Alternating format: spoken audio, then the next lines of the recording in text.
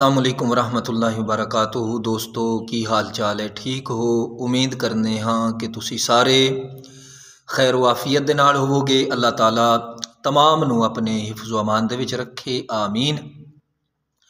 तो भाईओ, कल परसों मैं अर्ज़ कीता सी कि क़यामत वाले दिन अल्लाह तबारक व तआला दा दीदार हर एक नू होवेगा, यानी काफिर नू भी होवेगा, मुशरिक नू, काफिर नू अल्लाह तबारक व तआला दा दीदार होवेगा। अल्लाह तबारक व तआला उस दे नाल बड़ा गज़ब फरमावेगा, यानी गज़बनाक दीदार होवेगा।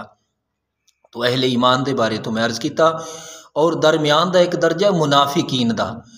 तो मुनाफिकीन नू भी अल्लाह तबारक व तआला दा क़यामत वाले दिन दीदार होवेगा, लेकिन मुनाफिकीन नू भी वहशत वाला, हैबत वाला होवेगा।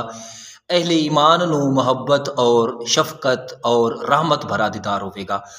तो हुज़ूर दे गुलामों, इस तरीके ही क़यामत वाले दिन जदों अल्लाह तबारक व तआला अपनी तजल्ली ख़ास फरमावेगा, जिस तरीके उसकी शान दे लायक है, तो फिर सारे लोग अल्लाह की बारगाह दे विच सजदा करनगे।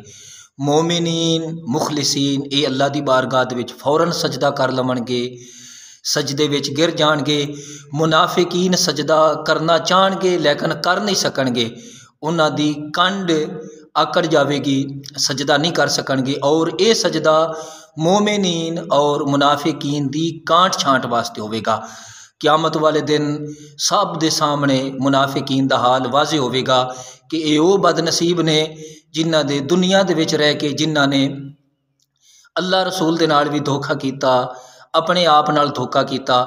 क्योंकि मुनाफिक जो मुनाफिक होंदा है, मुनाफिक अपने आप नाल धोखा करदा है।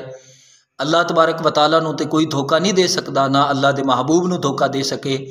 तो मुनाफिक अपने आप नाल धोखा करदा है। मुनाफकत एक बहुत बड़ी बीमारी है। अल्लाह ताला इस बीमारी तो अहले ईमान नू महफूज फरमाए।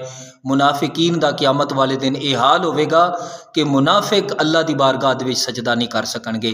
अज ते सजदे करते ने दिखलावे दे तौर, रियाकारी दे तहत, यानी अपने आप नू मुसलमान साबित करने वास्ते, लेकिन क़यामत वाले दिन मुनाफिकीन अल्लाह दी बारगाह विच सजदा नहीं कर सकते।